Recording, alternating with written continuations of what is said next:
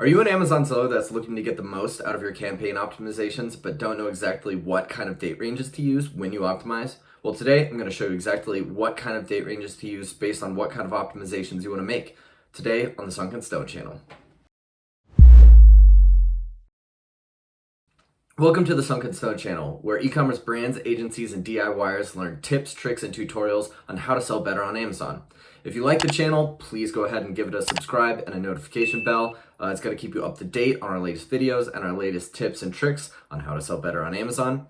If you're new to selling on Amazon and new to using Amazon PPC and you're just sort of like getting used to what Amazon optimizing is, check out this video above. That's our 101 video on setting up Amazon PPC. It's really going to help you out with the sort of basic stuff initially, and hopefully you'll come back to this video once you've gotten a little bit of extra data. Now let's get into it. So I'm going to talk about roughly like 3 sort of optimization scenarios and what kind of date range I use based off those, because it actually totally depends what kind of date range you're going to use based off what sort of scenarios you're seeing. There's not one good one-size-fits-all date range for all sorts of optimizations.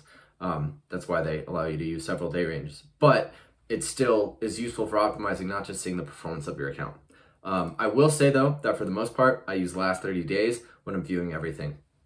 It gives you enough data that you generally understand what's going on, but not so much data, because anything past well, I guess that's not true. You can do a custom date range, but really, anything past the 30-day gets outside of what's happening in the micro sort of time trends, but it still gives you a wide enough set of data that you see what's going on. So 30 days is a good default. If you're just looking for like an answer, 30 days. But it totally depends on the situation, and there are situations where you want to do less, some where you want to do more, and I'll get into that. So here we're looking at a campaign. We have spend in gold. And let's say, hypothetically, we just saw that we were spending too much here. It's more than our budget would, or more than our rough budget would allow. We're trying to cut that back. Or it's a really high, if this is at 100% ACoS, let's say we have other campaigns at like 20, we're looking to cut back here and we want to figure out what's going on. So here we can see that the spend increase started happening on the 22nd of September. We're going to select this date range and select when the time period started of the spend increase up to the present day. If it ended at a certain point, then we might set the end date to where the top of that chart fell off. But once again, up to you. Keep in mind also that generally the last 2 days of any sort of graph or report that Amazon shows you is not going to account for all the sales that you will have received, because there's a delay there, which of course Amazon really good at telling you how much money you owe them, not so much at how much money you made. But here we can see that we have this culprit here where we have this crazy high ACoS. So I would open that up, and then here we have this other campaign. It's doing all right, but I know I want to spend there. So we can figure out okay, 99.52, 1,169% ACoS. So that would be an instance where we're okay, this is what's going on. This was the problem. If you're looking at too long of a date range, you might miss some things. Or if you're looking at a campaign and the ACoS suddenly spikes, if your date range is too long, you can miss sort of what keyword was responsible for that. Because oftentimes CPCs will all of a sudden go up really high if one of your competitors is targeting that target specifically and they really go after it. All of a sudden you're paying more money. So that's the date range I would use, and then you just go in, discover what keyword is causing the problem, bid it down. The other scenario, basic optimizations, like I said, previous 30 days. That's the easiest way to do it, just because it gives you a current enough window so you can see generally what keywords are driving the most sales, without having to look at last 7 days where things go in and out. So here in this situation, I'm sorting by ACoS descending. I can see some of these keywords that are spending too much, CPCs are too high, and then you can do the opposite too, where you can flip the ACoS and see what kind of things you need to optimize. Additionally, you can sort by clicks descending, whatever you want. I have a different video on that you can check out right here on just basic optimization stuff. But that's how I would look at it, is just sort of ACoS descending, those things. But for your basic optimization schedule, I use last 30 days. I'm pretty expert at this. I have my own YouTube channel about it. So I know roughly what I'm looking at. And so if you're the type of seller that, does once every month, 30 days is fine. If you're doing it twice a week or just really, really on top of it all the time, I use 30 days because I know what kind of changes I make, but if you're the type to lose track of that, you might shorten your date range just to get a better idea. However, I would avoid over optimizing. So in this scenario, I look at what our bid is and what our CPCs are. So let's say you're doing every 30 days. You could run into situations where you'll be like, let's say we have this keyword with a really high ACoS. If this bid was $1 instead of $2, and we can see that the CPC was 1.82, stands to reason that we optimized it that way in the past. So I'm pretty good at recognizing that stuff. If you're like not so confident about it, you might optimize every week and just use the last 7-day date range.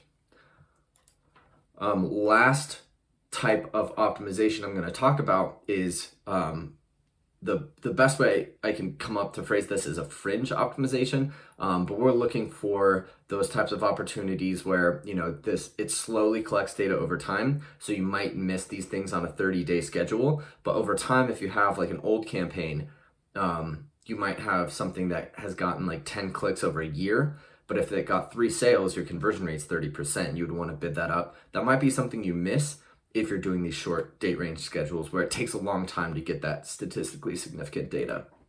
One caveat though, one thing to remember, if you have a campaign that's 2 years old or older, especially once you get to like 3-4 years old, like a really legacy campaign, I would avoid using the lifetime date range. And the reason for that is every year CPCs tend to go up. So you can get into situations where if you look at a lifetime date range, you might see a keyword at like 30% ACoS, with a really low CPC, you might say, hey, why don't we bid more there? But if you were to look at that same keyword over a 30-day date range, your ACoS could be double, triple, quadruple what it was if you're looking at a lifetime date range. So you can shoot yourself in the foot because you're looking at past data where Amazon advertising was simply just cheaper back then.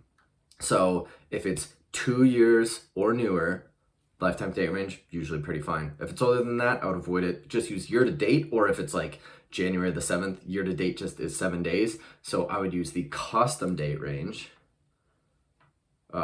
this little selector here. You can go back exactly 3 months. So you'd click that start date, click over here, it would give you that selection, and then you click save, and it would give you 3 months of data, which is pretty good. So year to date, if it's early in the year, is not really an option. But right now it's October. For a campaign that's like 3-4 years or older, it's perfect. But in this situation, we're looking at a campaign that is 2 years old or newer. So I'm using this lifetime date range.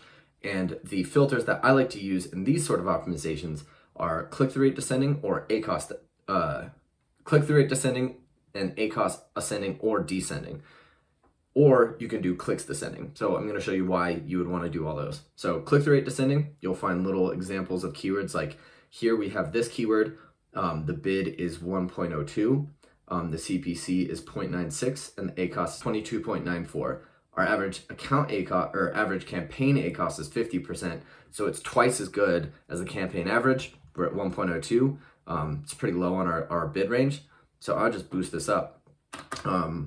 I like to just eyeball it. I've been doing it for a while, but in general, I don't like to increase things more than like 50% as it might shake things up a little bit too much.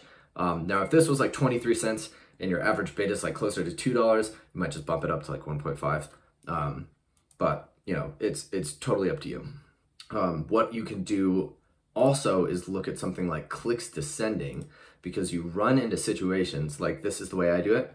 So I'm looking here, I'm just going to scroll, and here we have a situation where we have 214 clicks on this keyword and no sales. So it's probably generating those clicks slowly month after month. But if you've gotten, my general rule is 50 or above. If you have 50 or above clicks on a keyword and no sales, I always exit. And so you can just use this sort of like visually scan for these blanks. And then I just go ahead and eliminate those. So this is not my account. I'm not going to do any more damage. But I'm just going to go ahead and pause these two just because they're not really generating us any sales. Additionally, you can look at things like ACoS ascending. Here we have a bunch of good opportunities for bid increases, or descending, where same thing as that clicks, where we look at things that are like way out of line. Looks like these two have been decreased because their bids are way lower than the CPCs. So we see that that's been done already. But you can find little opportunities where you're either way overspending or way underspending when you look at a really long day range. That about wraps it up. Hopefully this video was helpful when you go to optimize your campaigns. Hopefully you learned a thing or two. If you want just sort of basic 101 stuff, if this was over your head, check out the video above. That's gonna be really helpful for you. If you want more high-level content like this, check out this video. That's our ACoS reduction video. If you're not familiar with Amazon PPC, a lot of it's gonna go over your head, but if you're ready to drop your ACoS, it's gonna be a great video for you. If you want more tips on how to reduce your ACoS, check out this video. It's our 7 tips to reduce campaign-wide ACoS. Really helpful stuff. Yeah, you could be saving thousands of dollars just from that video view alone. And with that, happy optimizing, everyone.